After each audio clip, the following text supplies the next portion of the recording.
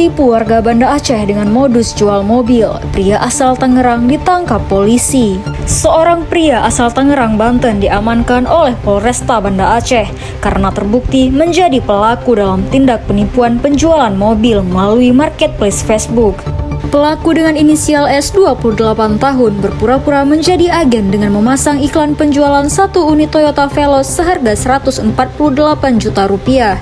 Kemudian korban yang bernama Zulkiram, warga asal Lumbata, Banda Aceh, melihat iklan yang ditawarkan pelaku dan melakukan negosiasi hingga menjadi harga 140 juta rupiah. Lalu korban meminta temannya untuk memeriksa kondisi dan keberadaan mobil di Tangerang dan bertemu dengan pemilik mobil. Merasa yakin, korban mentransfer uang seharga yang disepakati ke rekening pelaku, bukan ke rekening pemilik mobil.